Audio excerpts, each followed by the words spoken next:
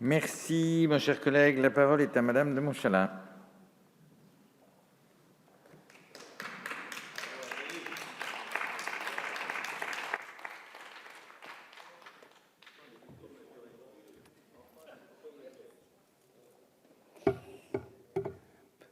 Monsieur le Président, Monsieur le Ministre, Monsieur le Président de la Commission des Finances, Monsieur le rapporteur général, mes chers collègues, il n'est de vent favorable pour celui qui ne sait pas où il va.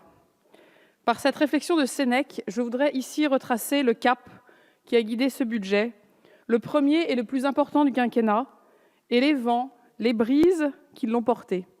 Car ce matin, nous arrivons ensemble à bon port.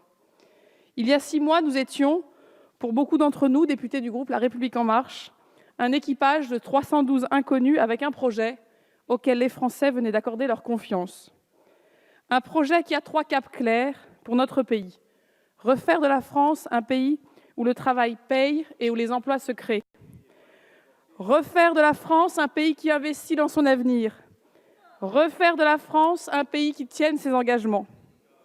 Ce projet, ces caps, ont été, dans cette discussion budgétaire, nos boussoles et nos repères. Il y a eu ici des nuits de houle et des jours de calme plat. Il y a eu surtout des mots emplis de conviction que chacun, sur ces bancs, de la majorité et de l'opposition, portons au service des Français. Ces projets, ces caps, nous ont guidés ces 70 derniers jours et nuits dans un travail minutieux, parfois fastidieux, précis, avec beaucoup d'échanges et beaucoup de travail. Mais nous avons surtout eu des débats sur nos politiques, sur les réformes que nous souhaitons porter et sur les moyens qui les rendent possibles.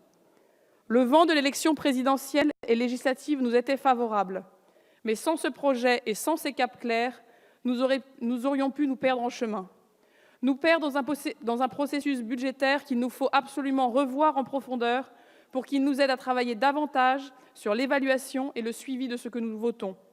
Nous aurions pu nous perdre dans la multitude d'amendements qui parfois nous amènent à nous concentrer sur l'écume de la rhétorique plutôt que sur le dialogue de fond, sur la transformation profonde qu'attend notre pays. Nous aurions pu aussi nous perdre en pensant que l'impôt pouvait piloter des politiques publiques où trop souvent nous avons pendant des décennies confondu outils et objectifs. Nous aurions pu nous perdre dans des discussions techniques qui nous font oublier que l'essentiel de notre rôle de député est d'être élus au service des Français. Ce matin, nous pouvons collectivement retracer avec confiance le chemin parcouru et les fruits de nos choix. En janvier, dans quelques semaines, les Français verront sur leur feuille de paye que leur pouvoir d'achat augmente.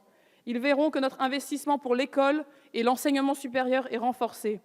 Ils verront que nous réformons notre politique du logement pour loger mieux et plus les Français là où se trouvent les emplois.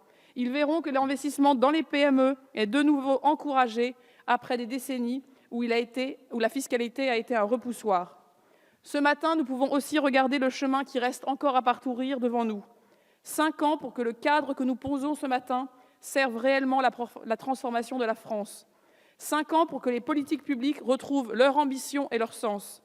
5 ans pour que les Français nous voient pleinement mobilisés désormais pour appliquer, suivre et ajuster ce budget.